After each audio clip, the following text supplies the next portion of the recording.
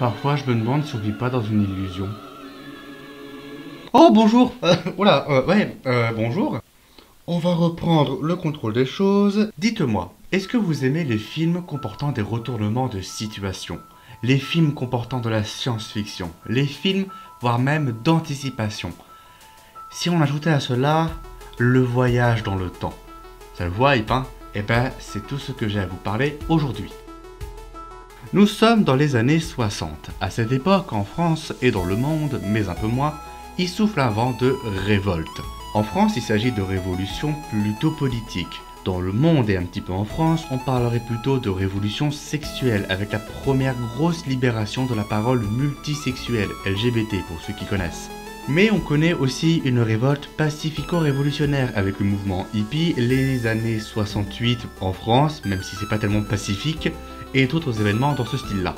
Et enfin, les années 60 connaissent un tournant artistique. L'art moderne revient au goût du jour, et surtout une poignée d'artistes en tout genre utilisent leurs pratiques artistiques pour partager ce qu'ils comprennent de l'ancien monde et les moyens de l'améliorer.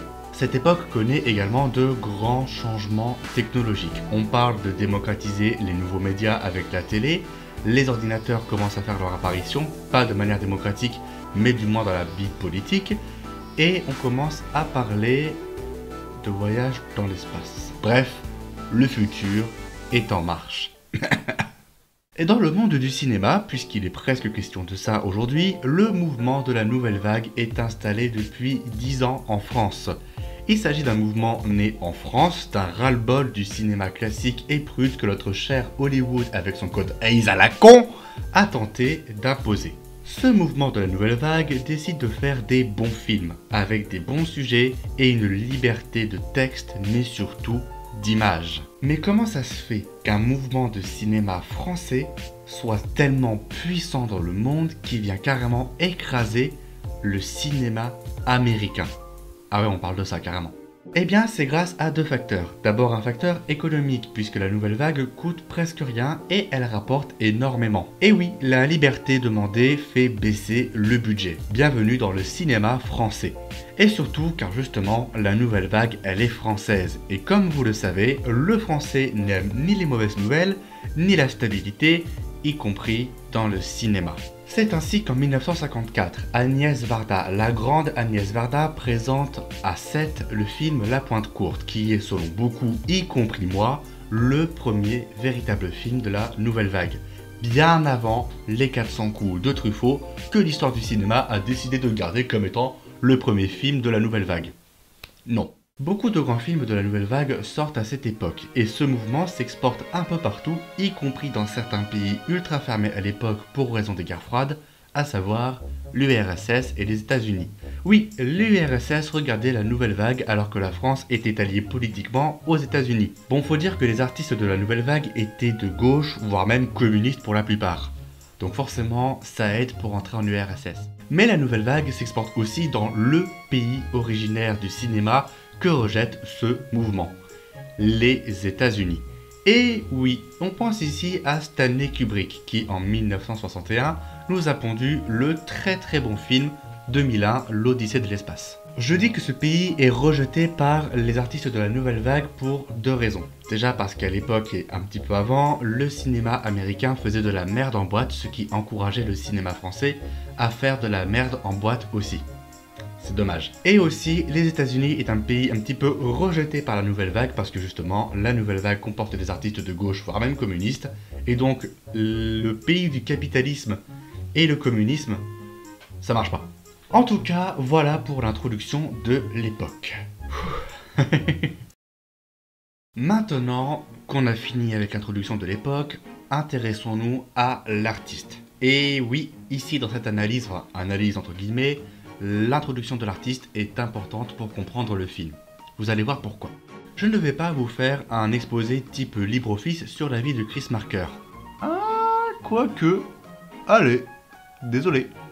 La chose importante à savoir, c'est que Chris Marker est la personne la plus présente de la nouvelle vague, alors que c'est pas le réalisateur qui a réalisé le plus. En fait, Chris Marker, c'est surtout un giga bon pote, ultra pro, auquel on peut faire appel pour de l'aide sur des projets. Il a co-réalisé plein de films, il a aidé au montage pour d'autres films, il était présent sur des tournages de ses potes juste pour donner son avis et les aider en touchant à tout, même à la lumière, alors qu'il était au sommet de sa gloire. Le man a carrément touché à tous les supports, argentique, numérique, CD-ROM, caméra DVX, appareil photo avec le grossisseur de classe de SVT, des ARG, du YouTube, de l'internet, bref, tout quoi. Franchement, je vous invite à vous intéresser à ce gars-là, car il le mérite très clairement. Je vous mets d'ailleurs son site internet et sa chaîne YouTube, oui il en a une, en description.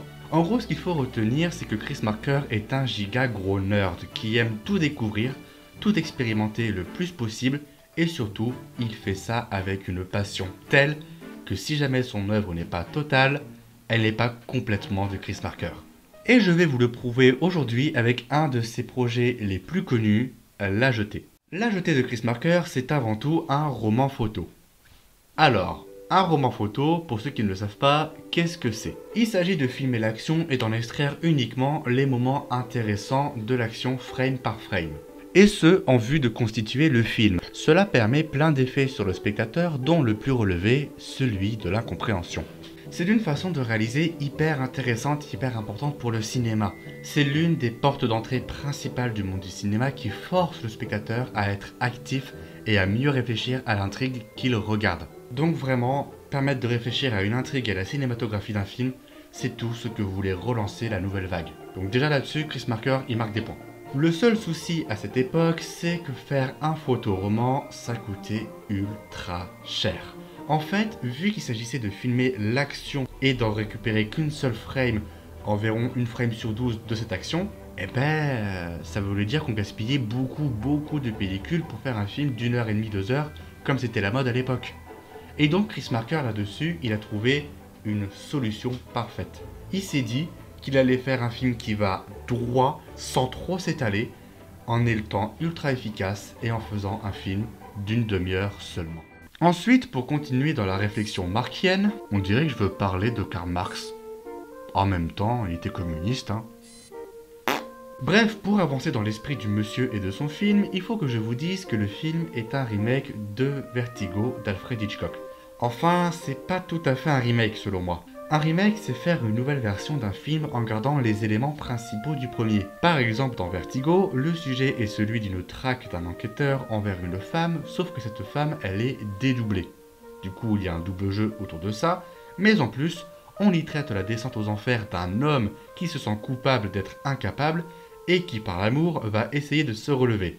Sauf que cet amour, c'est pas un vrai amour. C'est un amour qui est dédoublé. Sans compter les nombreux doubles jeux de l'humain face au pauvre héros qui se rend compte qu'il est un incapable, entouré de gens qui en profitent.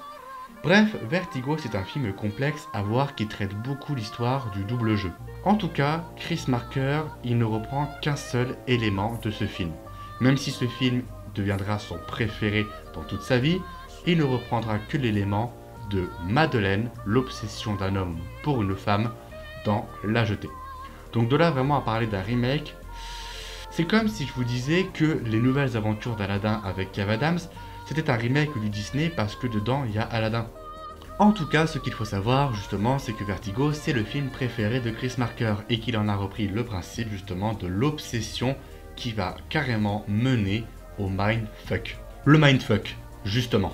C'est un principe qui intervient dans le monde du cinéma assez rarement, mais qui connaît un giga grand boom à partir des années 60, initié par Hitchcock, suivi par Kubrick et propulsé par Chris Marker. Le principe du mindfuck, c'est de construire un univers à travers une histoire assez complexe pour que les théories continuent d'exister même des siècles après.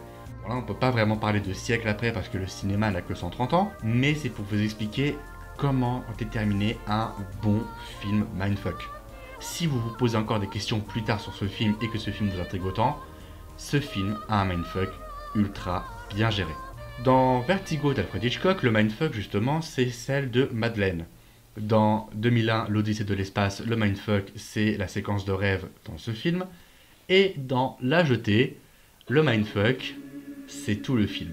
Ça y est, on va enfin parler de ce film, au bout de je ne sais pas combien de temps d'introduction, et je vais faire en sorte au cours de cette vidéo de vous montrer que ce film est selon moi un giga précurseur.